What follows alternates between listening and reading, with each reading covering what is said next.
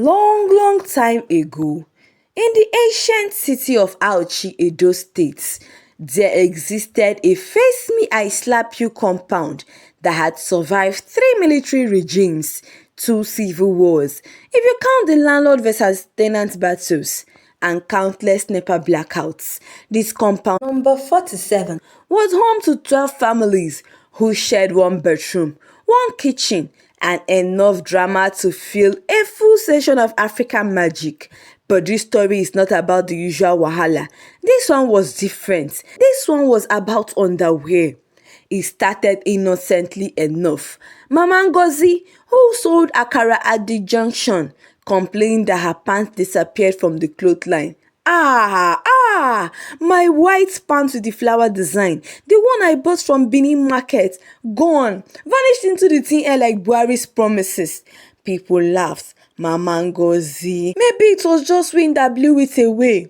You know how Auchi wind can be strong. Wind my foot. That pant cost me 200 naira. Which wind has 2 legs and hands to untie clothesline? The following week, Auntie Patience lost 3 brands. Then Sister Gloria's 90s disappeared. The week after, Brother Emeka's singlets vanished. But the incident that shook the entire compound to its foundation was when Ikechi's brand new Tommy Hilfiger boxers grew wings. Ikechi was the compound's small boy, 23 years old, fresh graduate from Auchi Poly, doing his NYSC in town. His uncle sent him a care package containing 3 boxers, original Tommy Hilfiger boxers, not the fake ones from Auchi main market too, but real authentic Tommy Hilfiger that even had the smell of America on them. That Saturday morning, Ikechi woke up excited. He had a date with Jennifer, the yellow sissy from Igara, who works at the new bank in town. He wanted to look his best, inside and outside. He hand-washed his prized Tommy Hilfiger boxers, the navy blue one with the red waistband, and spread it proudly on the clothesline in the compound's courtyard, the same place where everybody spread their clothes under the merciless Auchi sun. Guy, that your boxers fine oh.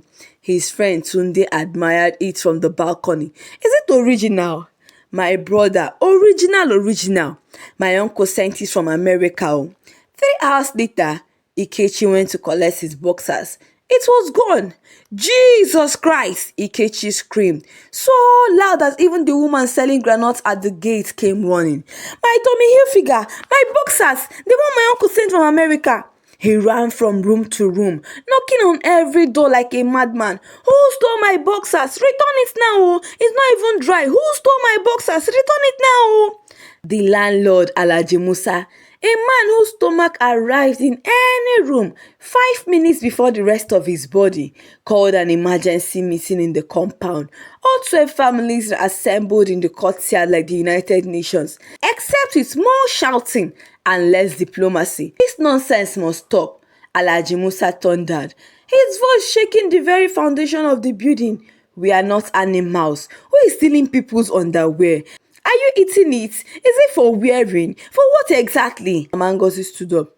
Alhaji, I have been saying it. There is a thief amongst us. A pants thief, a bra burglar, an underwear demon.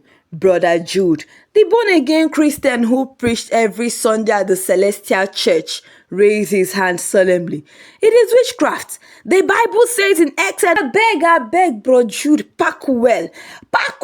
Sikaro interrupted. Not everything is Bible now. Sometimes it's just ordinary thief. The meeting dissolved into chaos. People were accusing each other left and right. Mama Chioma accused Papa Sunday because he always looked at her pants on the line with one kind eye. Papa Sunday accused Mama Chioma's son because that boy knows too much computer. Maybe he sells the pants online. And the only person who remained calm throughout the chaos was Mr. Bartholomew Chukwura Nwosu. Mr. Bartholomew was the compound's intellectual. He had traveled to Port Harcourt once in 1987 and never let anyone forget it. He spoke English like he swallowed a dictionary, wore iron shirts even on Saturday, and read newspapers with reading glasses, even though his eyes were perfectly fine. He just liked how the glasses made him look.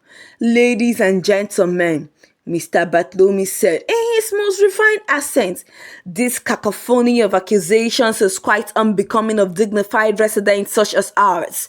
What we require is systemic and strategic approach to apprehending the miscreants. Might I suggest we employ surveillance?" Everyone looked at him blankly. "What is this one saying?" Mama Ngozi asked. "I think he said we should watch the person," Tunde translated. Why didn't you just say it in normal English now?" Mama Ngozi eased. And so, Operation Underwear Watch was born. The plan was simple. On Saturday, everyone would spread their underwear as usual, but members of the compound would take their turns, hiding behind the building to watch who came to steal. Saturday came. The courtyard was transformed into what looks like a Victoria's Secret fashion show in Auchi. Bras, pants, boxers, singlets, all colors and all sizes flapping in the wind. The watch party began. Brother Emeka took the first shift, hiding behind a plantain tree with binoculars he had borrowed from his cousin the hunter. After 2 hours, nothing, just lizards doing push-ups and a cat chasing a cockroach. Auntie Patience took the second shift, nothing. Mama Ngozi took the third shift, still nothing. By day 5, everyone was frustrated. The underwear thief had somehow sensed the trap and refused to appear. "This thief is too smart," Ikechi lamented. "He had smelt our plan. My tummy, you figure, For 2 weeks, underwears continued to disappear. Despite the watchful eyes of the compound residents, the thief struck only when no one was watching, during afternoon nap, during NEPA blackouts, when everyone was inside, causing the economy. Then Tunde, Ikechi's friend who studied electrical engineering at Auchi Polytechnic, had a brilliant idea. "Guy, I will set trap," he whispered to Ikechi. "Electronic trap? What do you mean by electronic trap?" "Just trust me. The thief will definitely enter this one chance." Tunde got to work. He rigged the clothesline with a small alarm system connected to his phone. He also set up his old phone, hidden in a rubber container, positioned to record anyone who approached the line. Then, for bait, he spread the most beautiful boxer shorts anyone had ever seen. A bright red Calvin Klein, original, from his sister in Dubai, right in the center of the line. "If anybody touches that line, my phone will ring," Tunde explained to Ikechi. "Then we will catch them red-handed." But they didn't have to wait too long. The next day, Tuesday afternoon, around 2 p.m., when the sun was doing its work and most people were inside hiding from the heat, Tunde's phone rang. "Alert! Alert!" he screamed. Tunde and Ikechi burst out of their room like Nollywood actors in an action film. They rushed to the courtyard and froze. There, standing by the clotheslines with the red Calvin Klein boxers pressed against his nose, eyes closed in what could only be described as unholy ecstasy, was Mr. Bartholomew Chukwuranwosu, the compound's finest English speaker, the intellectual, the man who quoted Shakespeare and corrected people's grammar. "Mr. I traveled to Port Harcourt." Time stopped. Mr. Bartholomew?" Ikechi stammered. Mr. Bartholomew's eyes flew open. The boxers fell from his hand. His face turned the color of overripe tomato. I can explain. This is not what it appears to be. You see, I was simply conducting a quality inspection. Yes, quality inspection of the fabric durability and thief!" Tunde screamed. "Underwear thief! Oh, underwear thief! Everybody come out!" It was like a bomb went off in the compound. Doors flew open. People poured out from every direction. Within seconds, Mr. Bartholomew was surrounded by an angry mob of underwear victims. "So it is you!" Mama Ngozi screamed. You with your big English. You with your Port Harcourt story. So you're the pants thief. My Tommy Hilfiger. Ah, Ikechi wailed. You stole it. You stole my American boxers. My bra. Auntie Patience screamed. So, Mr. Bartholomew, all you do is to steal pants and bra. To fiakwa. Mr. Bartholomew tried to maintain his dignity. Ladies and gentlemen, if you would kindly permit me to elucidate your father, Brother Emeka shouted. Speak normal English, you underwear demon. I have a condition. Mr. Bartholomew finally broke, his grammar crumbling along with his dignity. Medical condition, scientifically proven. It's called olfactophilia. I like to smell. To smell what exactly? The crowd roared. Underwear, he whispered, tears streaming down his face. I like to smell underwear, fresh ones, the ones with sun and breeze on them. I can't help it. I've been doing it since 1992. The compound went silent. You could hear a pin drop. Then Mama Ngozi found her voice. So all those times you were speaking English for us, for me gentleman, for me newspaper reading human being, you were smelling pants from inside your room. Mr. Bartholomew just nodded. Ah, my white pants with flower. Jeez, you stole it to go and sniff. The one I washed with Omo detergent and rubbing blue. Another nod. Kai! Mama Ngozi fainted dramatically. Auntie Carol caught her.